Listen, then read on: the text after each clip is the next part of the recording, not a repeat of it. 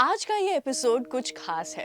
आज का एपिसोड कलकत्ता में जन्म लिए उस कलाकार के बारे में है जिन्होंने फिल्म इंडस्ट्री के म्यूजिक का इतिहास ही बदल दिया, जिन्हें ग्लास के टूटने से लेकर बारिश की बूंदों में संगीत सुनाई दिया, जिनके अंदर जिंदगी इस कदर भरी थी कि उनकी कला को सुनने वाले हर पीढ़ी को उन्होंने जीना सिखा दिया।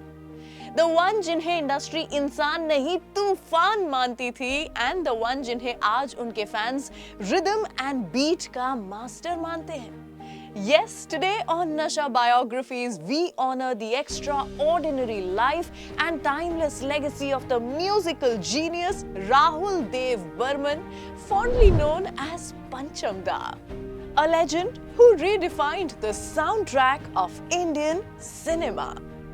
पर आखिर उनके इस लेजेंडरी जर्नी की शुरुआत कैसे हुई, चलिए मैं आपको बताती हूँ।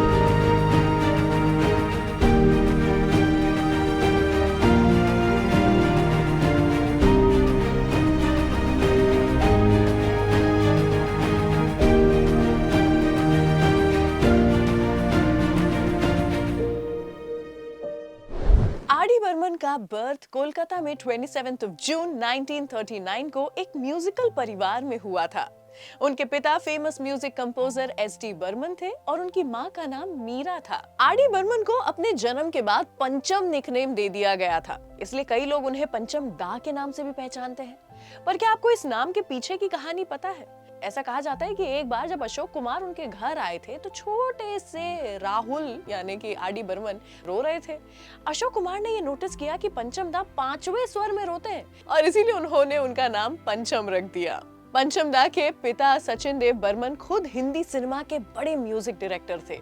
इसी वजह से पंचम दा की म्यूजिक ट्रेनिंग बहुत ही पहले शुरू हो गई थी। उनके आसपास हमेशा म्यूजिक था।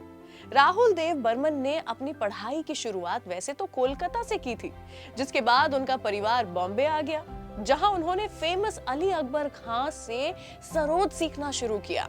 उन्होंने हारमोनिका भी बजाना सीखा, जो कि उनका फेवरेट इंस्ट्रूमेंट बाद में जाकर बन गया। एस.डी. बर्मन हमेशा आर.डी. बर्मन को अपने साथ रखते थे। इस वजह से आर.डी. बर्मन को फोक सॉन्ग्स, इंस्ट्रूमेंट्स और ऑर्केस्ट्रा की समझ बहुत कम उम्र में ही हो गई थी, और यही कारण था जिसकी वजह से उन्होंने काफी कम उम्र में अपना म्यूजिक कॉम्पोजिशन शुरू कर दिया। वो केवल 9 साल के थे जब उन्होंने अपना पहला गाना ए मेरी टोपी पलट के बनाया था, और उनके पिता ने फिल्म फंटूश 1956 में जो आई थी उसमें इसका इस्तेमाल किया था। सिर्फ यही नहीं, इतनी कम उम्र में उन्होंने एक ऐसी धुन फिल्म जगत को दी जो लोग आज भी गुनगुना उठते हैं, और वो धुन ट्यून को भी सचिन देव बर्मन ने अगले ही साल 1957 में फेमस एक्टर डायरेक्टर गुरुदत्त साहब की फिल्म प्यासा में यूज किया था। उनकी प्रोफेशनल करियर की शुरुआत 1958 में हुई। उन्होंने 16वां साल चलती का नाम गाड़ी और कागज के फूल जैसी फिल्मों में अपने पिता की हेल्प करना शुरू किया। म्यूजिक डायरेक्टर के रूप में उनकी पहली फिल्म गुरुदत्त की फिल्म राज बनी, लेकिन अनफॉर्चुनेटली इस फिल्म को बीच में ही बंद कर दिया गया। एक म्यूजिक डायरेक्टर के रूप में उनकी पहली रिलीज हुई फिल्म जो थी वो थी महमूद की छोटे नवाब, जो कि 1961 में आई। वहीं से उनके करियर की मजबूत शुरुआत हुई। बर्मन दा के पास काफी सारे अलग अलग तरह के म्यूजिकल स्किल सेट्स थे। कई फिल्मों में उन्होंने अपने पिता के साथ एक असिस्टेंट म्यूजिक डायरेक्टर के रूप में काम किया। उन्होंने अपने पिता की बंदिनी, तीन देवियां, गाइड, जूल थीफ और तलाश जैसी फिल्मों में असिस्टेंट म्यूजिक डायरेक्टर के रूप में मदद की। अपने पिता के हिट सॉन्ग है अपना दिल तो आवारा के लिए बर्मन दा ने माउथ ऑर्गन भी बजाया था, और इसी इंस्ट्रूमेंट का यूज उन्होंने फिल्म 16वां साल जो कि 1958 में आई थी उसमें भी किया।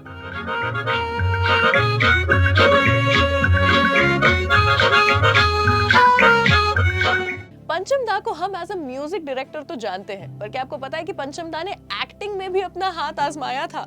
उन्होंने भूत बंगला और प्यार का मौसम जैसी फिल्मों में काम किया था। 1968 में आई पड़ोसन फिल्म याद है आपको? उस फिल्म में पंचम दा सुनील दत्त का कैरेक्टर प्ले करने वाले थे, पर एस.डी. बर्मन उनके पिता ने उन्हें एक्टिंग और सिंगिंग के बीच किसी एक चीज को चुनने के लिए कहा, जिससे उनका ध्यान हमेशा बटा हुआ ना रहे, और पंचम दा जिनकी हर सांस में सुर था, उनका संगीत को चुनना तो लाजमी था। उन्होंने एक म्यूजिक डायरेक्टर के रूप में काम करना शुरू कर दिया और उनकी पहली हिट फिल्म तीसरी मंजिल बनी। ईयर 1966 में फिल्म तीसरी मंजिल उनके करियर में एक स्टेपिंग स्टोन साबित हुई। इस फिल्म से R D Burman as a successful music director establish हो गए। इस फिल्म की सफलता से इंप्रेस होकर नासिर हुसैन ने उन्हें अपनी अगली 6 फिल्मों के लिए इकट्ठा ही साइन कर लिया। 70s की शुरुआत से R D Burman music director के रूप में बॉलीवुड की सबसे बड़ी मांग बन गए। इसके बाद अमर प्रेम, हरे रामा हरे कृष्णा, सीता और गीता और शोले के साथ उनके सुपर हिट गानों की लिस्ट और बढ़ती चली गई। 70s और 80s ने वैसे पंचम दा को सक्सेस और डाउनफॉल दोनों ही दिखाया। उन्होंने 1966 में रीटा पटेल से शादी की, लेकिन शादी ज्यादा टिक नहीं पाई और 1971 में दे गॉट सेपरेटेड। 1975 में एस डी बर्मन हमारे बीच नहीं रहे। ये एक ऐसा इंसिडेंट था जो पंचम दा के करियर का फुल स्टॉप माना जा सकता था, लेकिन इसने उन्हें रोका नहीं, बल्कि उन्होंने बॉलीवुड में एक और डेकेड तक सक्सेसफुल म्यूजिक दिया। आर डी बर्मन के कई किस्से हैं जो उन्हें अमर कर गए। उनसे जो मिलता जीवन भर के लिए मन में एक किस्सा बस आ जाता। इन्हीं किस्सों में से एक किस्सा है 1978 में आई शालीमार फिल्म का, जहां पंचम दा ने एक साथी म्यूजिशियन को उनके फेवरेट फ्रेंच हॉर्न इंस्ट्रूमेंट के साथ उसको बजाते हुए पूरे रूम का चक्कर लगवाया था, while they recorded it sitting in the center of the recording studio just to get a stereophonic effect, as the studio was not equipped for stereo recording back then. अब ऐसे ही म्यूजिकल इंस्ट्रूमेंट से जुड़ा एक और किस्सा ऐसा है कि आपके और मेरी तरह ही पंचम दा भी इम्पल्स शॉपिंग बड़ा किया करते थे।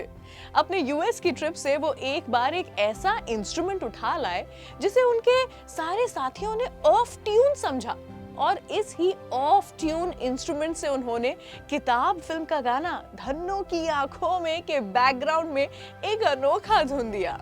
बिना रात लगे छाला पड़े आग जैसे चांद पे जो हाथ लगे। कई बार कुछ गानों की धुन से वो इस कदर इंस्पायर हो जाया करते थे कि इन्हीं इंस्ट्रूमेंट्स का इस्तेमाल करके वो एक नया गाना और एक नई धुन बना देते थे। एक ऐसा समय भी आया जब उनकी पर्सनल लाइफ कुछ ठीक नहीं चल रही थी। इसके बाद आशा भोसले जी से बर्मन साहब की नजदीकियां बढ़ने लगी। कहते हैं आशा भोसले से पंचम दा तब मिले थे जब वो 10th स्टैंडर्ड में थे, और वहीं Asha Bhosle was a mother of 2 kids. पर म्यूजिक इन दोनों को कुछ इस तरह साथ बांध करके ले आया कि 1980 में उन्होंने आशा भोसले से शादी कर ली। दोनों ने साथ में ढेरों सुपर हिट गानों को रिकॉर्ड किया और बहुत से लाइव शोज किए, लेकिन जीवन के आखिरी समय में उनका साथ आशा भोसले जी से छूट गया।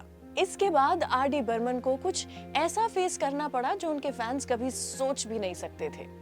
Lack of work, lack of appreciation and financial problems, सब कुछ एक साथ। 1980s का दौर आर डी बर्मन के पर्सनल और प्रोफेशनल लाइफ दोनों के लिए ही काफी बुरा था। लोग ऐसी बातें करने लगे थे कि अब उनमें वो बात नहीं रही। उसके बाद उन्होंने जो भी गाने किए वो एज सच कुछ खास पॉपुलर भी नहीं हुए। उस वक्त पंचम दा के ही स्टाइल का कंपटीशन बप्पी दा का स्टाइल काफी चलने लगा। जहां आर डी बर्मन ने वेस्टर्न इंस्पायर्ड म्यूजिक से अपना करियर बनाया था, वहीं उन्होंने ये देखा कि उन्हें बार बार बप्पी लहरी का वेस्टर्न इंस्पायर्ड डिस्को म्यूजिक मात दिए जा रहा था। 1988 में 49 इयर्स की उम्र में बर्मन साहब को दिल का दौरा पड़ा। उन्होंने सर्जरी करवाई और संगीत बनाना जारी रखा, लेकिन 1990 में पंचम दा काफी फाइनेंशियल प्रॉब्लम्स झेलने लगे। ये वो समय था जब उनके बनाए हर गाने को लोग पब्लिकली रिजेक्ट कर रहे थे। सिर्फ उनकी फिल्म 1942 अ लव स्टोरी के म्यूजिक को छोड़कर बड़े पैमाने पर उन्हें फिल्म इंडस्ट्री ने राइट ऑफ कर दिया था। 54 इयर्स की उम्र में उन्हें एक और दिल का दौरा पड़ा और 4 जनवरी 1994 को वी लॉस्ट हिम। वो कहते हैं ना, उगते सूरज को तो हर कोई सलाम करता है, पर डूबते सूरज की अहमियत बहुत कम लोग ही जान पाते हैं। 1942 अ लव स्टोरी का म्यूजिक पंचम दा के चले जाने के बाद रिलीज हुआ और फिल्म के सारे गाने सुपर हिट साबित हुए। लेकिन एक अफसोस ये रहा कि इसकी सक्सेस को देखने के लिए खुद पंचम दा आर डी बर्मन नहीं थे। इस फिल्म के लिए उन्होंने अपना तीसरा और आखिरी फिल्म फेयर अवार्ड भी जीता। पंचम दा एक अजूबा थे, एक ऐसे म्यूजिक डायरेक्टर जिनके काम करने के ढंग और उनके कॉम्पोजिशन के अंदाज को कभी कोई समझ ही नहीं पाया। हिट पे हिट म्यूजिक देने के बावजूद पंचम दा को उनके जीते जी कभी उतनी सराहना नहीं मिली। उनकी लाइफ का पहला फिल्म फेयर अवार्ड भी उन्हें 1982 में सनम तेरी कसम के म्यूजिक के लिए मिला। जीवन भर हमारे पंचम दा ने इनाम नहीं बल्कि केवल प्यार कमाया। और क्या आपको पता है, आयरॉनिकली आज Filmfare best debut composer award Filmfare R D. Burman award के नाम से दिया जाता है, जिन्होंने संगीत को दिया एक नया अंदाज, जिनकी हर धुन में छुपा था एक राज। डिस्को से लेकर क्लासिकल तक सब था उन्होंने बजाया। उनके बीट्स और ट्यून्स ने म्यूजिक इंडस्ट्री में था आग लगाया। बारिश के शोर को म्यूजिक का हिस्सा बनाया। रिमझिम गिरे सावन हर एक बारिश के मौसम में हमारी प्लेलिस्ट में आया। महबूबा महबूबा के लिए ग्लास और बॉटल का साउंड, उनकी क्रिएटिविटी हर दिल को करती थी एस्टाउंड। कभी शेल को बजाया, कभी पेपर्स को फाड़ा, हर फैन का दिल उनके संगीत पर हारा। आशा भोसले से मिलकर बनाए गीत अमर, तबला और हारमोनियम से शुरू किया था जिन्होंने अपना सफर। हाँ, वो म्यूजिक के मास्टर पंचम दा ही तो थे। पंचम दा, आप जैसा ना तो कभी कोई हुआ है, ना ही कभी कोई होगा। Thank you for the music, thank you for the memories.